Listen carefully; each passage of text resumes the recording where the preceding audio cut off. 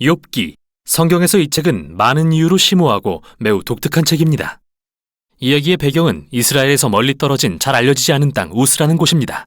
주인공인 욥은 이스라엘 사람도 아니고 저자는 익명이며 고대 역사에서 어느 시기의 이야기인지 정확한 설명도 없죠. 그런데 이 모든 게 의도적으로 보이는데요. 저자는 우리가 역사적인 배경에 관심을 두기보다는 단순히 욥의 이야기와 그가 경험한 고난이 제기하는 질문들에 집중하기를 원하는 것 같습니다. 욥기는 매우 분명한 문학적 구조로 되어 있는데요. 짧은 이야기로 되어 있는 머릿말로 시작하고 맺은 말로 끝을 맺습니다.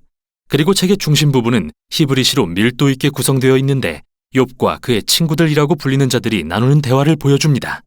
그런 다음 이들의 대화는 하나님께서 욥에게 주시는 일련의 시적인 연설로 마무리됩니다. 자, 그럼 더 자세히 들여다봅시다.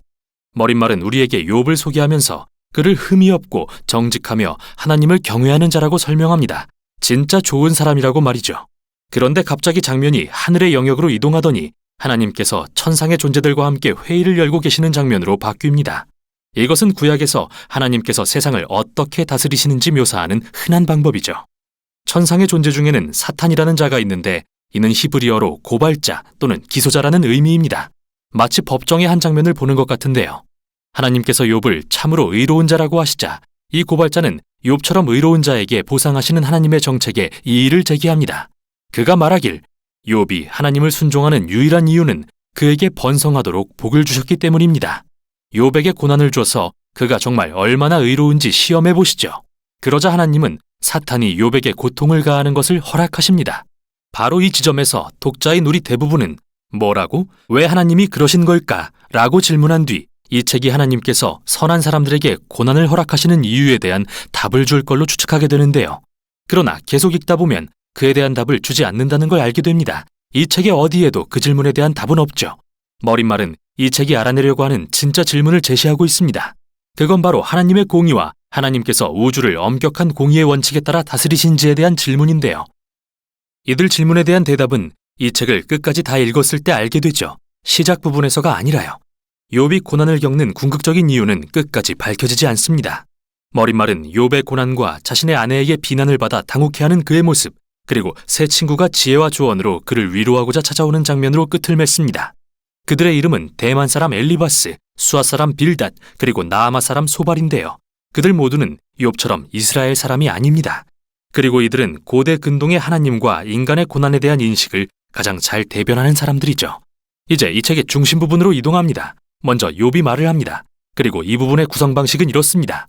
처음에 욥이 말을 하면 한 친구가 그에게 응답하고 다시 욥이 그 친구에게 답을 하면 또 다른 친구가 욥의 대답에 반응하고 계속해서 이런 식으로 세 차례의 문답을 주고받는데요. 이 모든 논쟁의 초점은 세 개의 질문에 맞춰집니다. 하나님은 정말로 공의로우신 분인가? 하나님은 우주를 엄격한 공의의 원칙으로 다스리시는가? 그렇다면 욥의 고난은 어떻게 설명될 수 있는가? 앞으로 보게 될 텐데요. 욥과 친구들은 하나님의 공의가 어떠해야 하는지 거대한 가정하에 논쟁을 하고 있습니다. 다시 말해 그들은 우주에서 일어나는 모든 일은 반드시 엄격한 공의의 원칙을 따라야만 한다고 가정하고 있죠. 즉, 만일 당신이 지혜롭고 선하며 하나님을 경외한다면 좋은 일들이 일어나고 하나님이 보상해 주실 것입니다. 하지만 만일 악하고 어리석으며 죄를 짓는다면 나쁜 일들이 일어나고 하나님이 벌하실 것입니다. 욥은 그의 발언에서 다음과 같이 일관된 주장을 펴니다. 무엇보다도 자신은 무죄하다는 거죠. 그래서 이 주장을 적용하면 그의 고난은 하나님이 내리신 벌이 아닌 게 됩니다. 사실 우리는 머릿말을 통해 이게 사실이라는 것을 압니다. 하나님께서 욥을 의롭고 흠없는 자라고 하셨다는 걸 기억해 보세요. 따라서 욥은 하나님을 비난하는 것으로 결론을 내립니다. 하나님은 세상을 공의로 다스리시지 않거나 한술 더 떠서 불의하시다고 말이죠. 반면에 친구들의 생각은 욥과 다른데요. 그들은 하나님이 공의로우시다고 주장합니다. 이것을 적용하면 하나님은 언제나 세상을 공의로 다스리시는 게 되죠. 따라서 그들은 하나님이 아닌 욥을 비난하는 결론을 내립니다.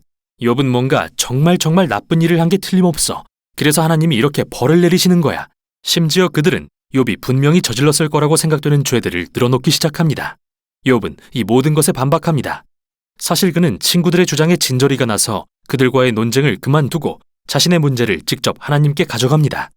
여기서 우리가 알아야 하는 것은 욥이 감정적으로 거친 혼란을 겪고 있다는 건데요.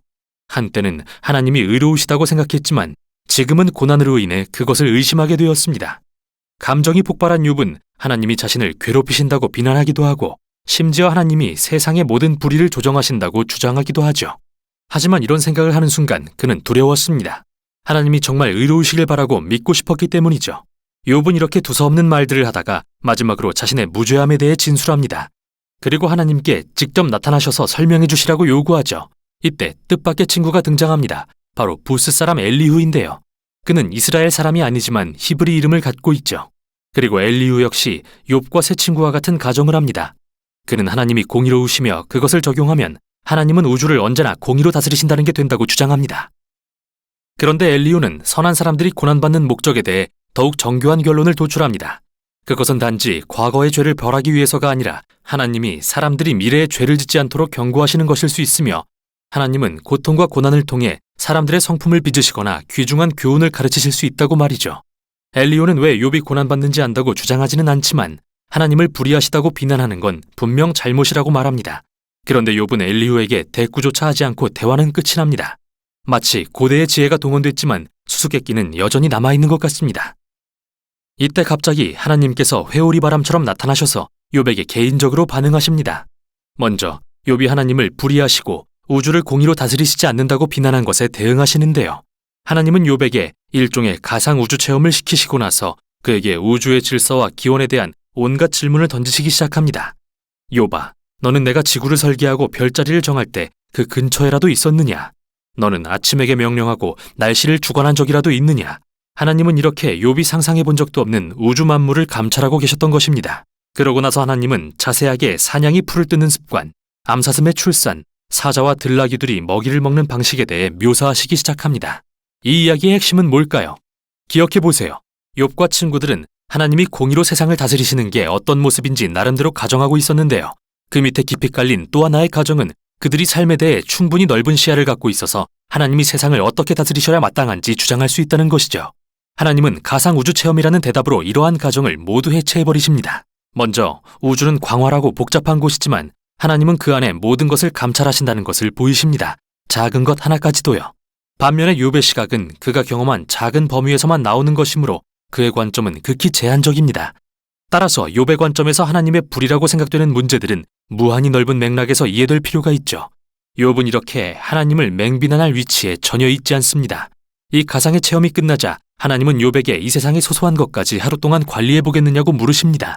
그와 친구들이 가정한 엄격한 공의의 원칙으로 모든 사람의 모든 악을 매 순간 정확히 응징하면서 말이죠. 사실 우리가 사는 이 세상에서 공의를 실현한다는 것은 매우 복잡한 일인데요. 욥과 친구들이 생각하는 것 같은 흑백 논리가 절대 아니죠.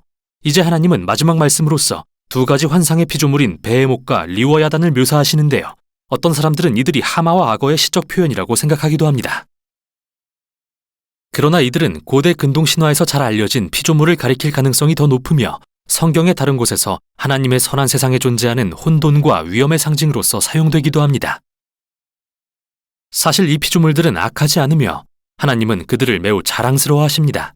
그렇다고 그들이 안전한 것은 아닙니다. 핵심은 하나님의 세상은 경이롭고 매우 선하지만 완전하거나 항상 안전하지는 않다는 것이죠. 하나님이 지으신 세상은 질서 있고 아름답지만 거칠고 때로는 위험하기도 합니다. 이 두 가지 환상의 피조물처럼요. 이제 다시 욥의 고난이라는 중요한 질문으로 돌아가 봅시다. 왜 하나님의 세상에 고난이 존재할까요?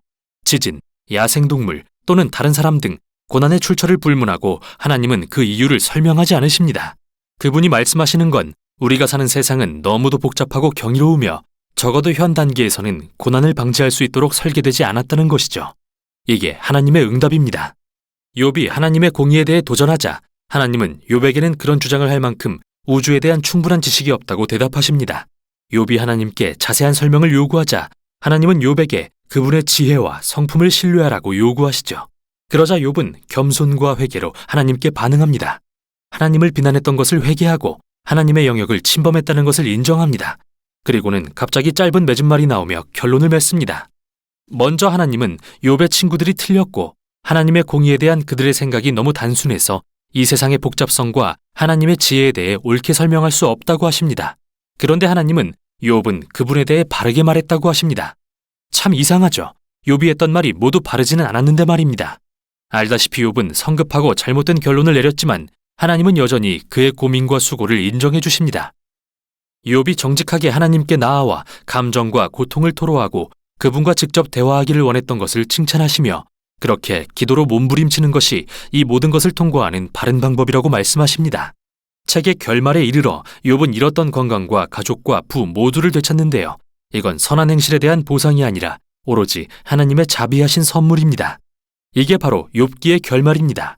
욥기는 왜 선한 사람에게 나쁜 일이 일어나는지에 대한 수수께끼를 풀어주지는 않습니다.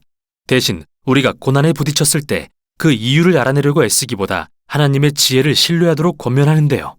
그 이유를 찾으려다 보면 욥의 친구들처럼 하나님을 단순화하거나 욥처럼 하나님을 비난하기 쉽기 때문입니다. 제한된 증거를 가지고 말이죠. 이 책은 우리가 정직하게 하나님 앞에 고통과 슬픔을 가지고 나아가며 하나님이 우리를 친히 돌보시며 모든 것이 그의 선하신 뜻 안에 있음을 믿도록 격려합니다. 이게 바로 욥기가 전하는 내용입니다.